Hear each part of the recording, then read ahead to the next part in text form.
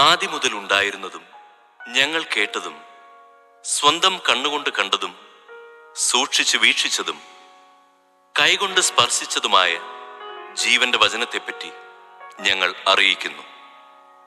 ജീവൻ വെളിപ്പെട്ടു, ഞങ്ങൾ അത് കണ്ടു, അതിന് സാക്ഷ്യം നൽകുകയും ചെയ്യുന്നു.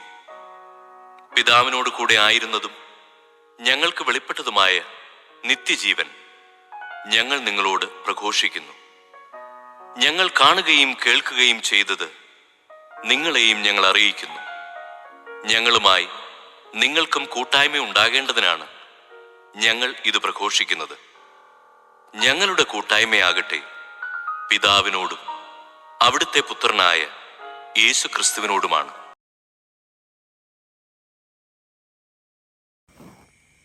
വലിയ ജനക്കൂട്ടങ്ങൾ അവന്റെ അടുത്ത് വന്നു.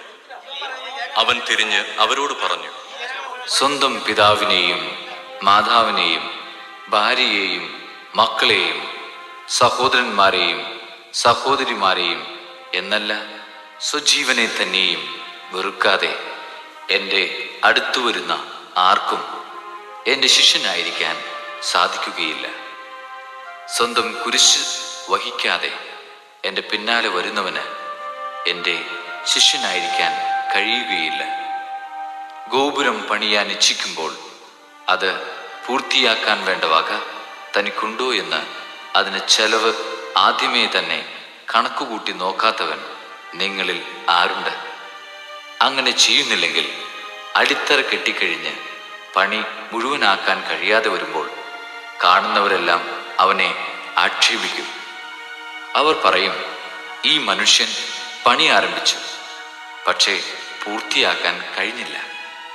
അല്ലെങ്കിൽ 20,000 ഭടന്മാരോടുകൂടെ തനിക്കെതിരെ വരുന്നവനെ 10,000 കൊണ്ട് നേരിടാൻ സാധിക്കുമോ എന്ന് ആദ്യമേ ആലോചിക്കാതെ മറ്റൊരു രാജാവിനോട് യുദ്ധത്തിന് പോകുന്ന ഏത് രാജാവാണുള്ളത്?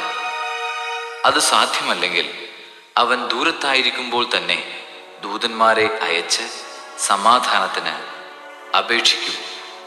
ഇതുപോലെ തനിക്കുള്ളതെല്ലാം ഉപേക്ഷിക്കാതെ നിങ്ങളിലാർക്കും എൻ്റെ ശിഷ്യനാവുക സാധ്യമല്ല.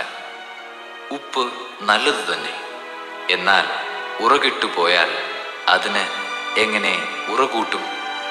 മണ്ണിനോ വളത്തിനോ അത് ഉപകരിക്കുകയില്ല. ആളുകൾ അത് പുറത്തെറിഞ്ഞു കളയുന്നു. കേൾക്കാൻ ചെവിയുള്ളവൻ കേൾക്കട്ടെ.